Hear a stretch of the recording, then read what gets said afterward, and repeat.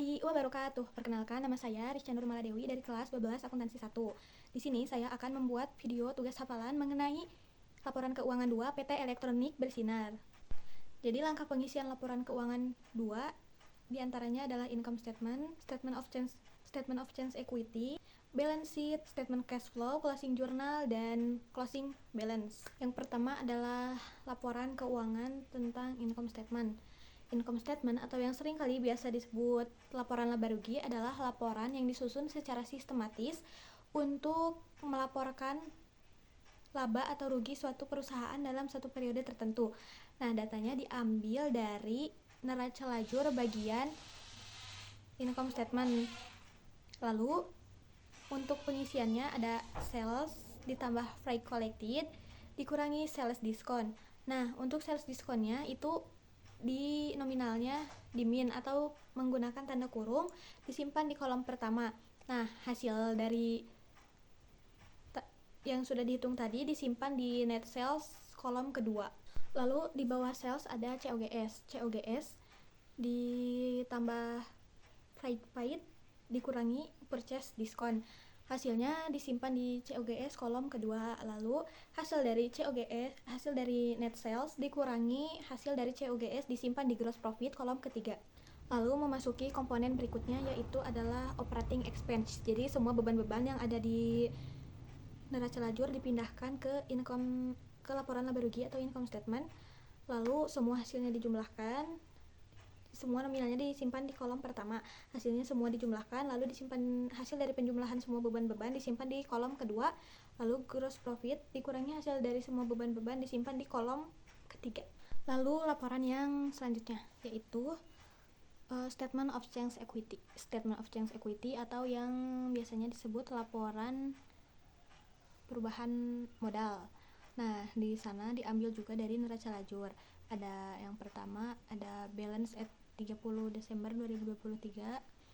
Nah, ada kolom common stock, retained earning, dan total. Nah, untuk common stock dan retained earning diambil dari neraca lajur juga. Lalu retained earning ditambah common stock disimpan di total, kolom ketiga itu. Lalu di bawahnya ada net sales atau net income ya. Maaf. Ada net sales atau net income, itu hasilnya dari laporan yang sebelumnya. Jadi hanya tinggal memindahkan saja. Lalu disimpan di kolom retained earning dan total. Lalu di bawahnya juga ada lagi balance 31 Desember 2023.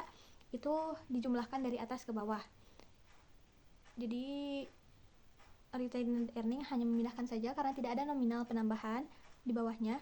Terus untuk retained earning dijumlahkan dari atas yang pertama dan kedua itu ada, jadi dijumlahkan lalu ditotalkan.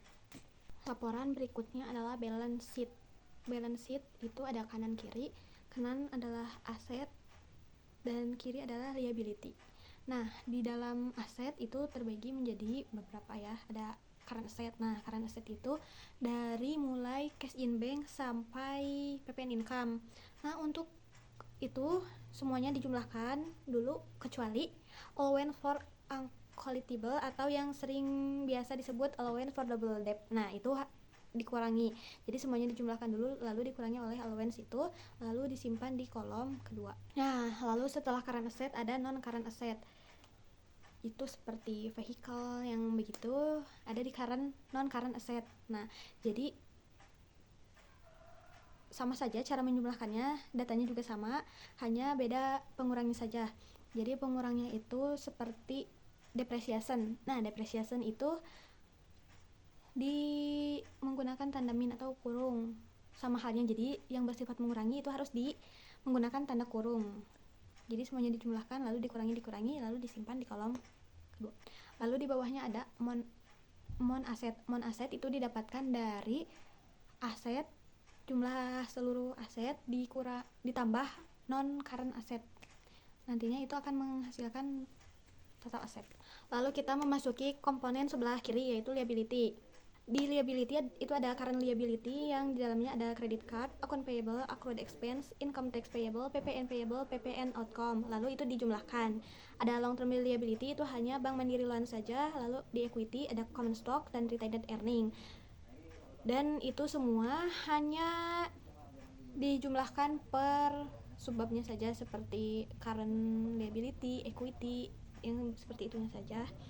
Lalu ada total liability dan equity. Nah, itu jumlahnya dijumlahkan dari liability, dari current liability sampai retained earning. Nah, hasilnya itu harus sama dengan sebelah aset. Lalu yang berikutnya ada statement of cash flow. Nah, statement of cash flow ini merupakan informasi yang menunjukkan dari mana sumber penambahan kas perusahaan guna perusahaan di dalamnya. Di dalamnya ada beberapa aktivitas seperti operating activity. Nah, operating activity itu ada kas masuk. Kas masuk diambil dari cash receipt journal. Lalu ada kas keluar diambil dari CPJ. Dan nantinya ada kas bersih, hasil operasi. Itu hasilnya didapatkan dari total kas masuk ditambah total kas keluar. Lalu ada investing activities. Jadi hanya ada arus kas masuk dari investasi. Nah, arus kas investasi dan arus kas keluar dari investasi. Dikarenakan tidak ada arus kas keluar dari investasi, jadi jumlah arus kas bersihnya hanya dari arus kas masuk saja. Lalu berikutnya ada financing activities. Financing activities ini tidak ada kas masuk ya. Jadi ada kas keluar dari pendanaan seperti bayar utang dan pembayaran kartu kredit. Lalu ada kenaikan atau penurunan kas. Nah, dari mana kita bisa mengetahui itu? Yang pertama adalah kita arus kas bersih operasi.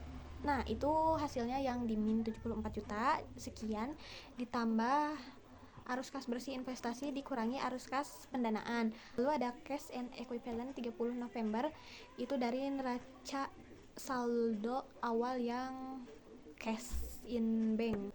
Lalu berikutnya ada cash and equivalent 31 Desember 2023. Itu hasilnya didapatkan dari total kenaikan atau penurunan kas yang tadi ditambah dengan cash and equivalent yang 30 November.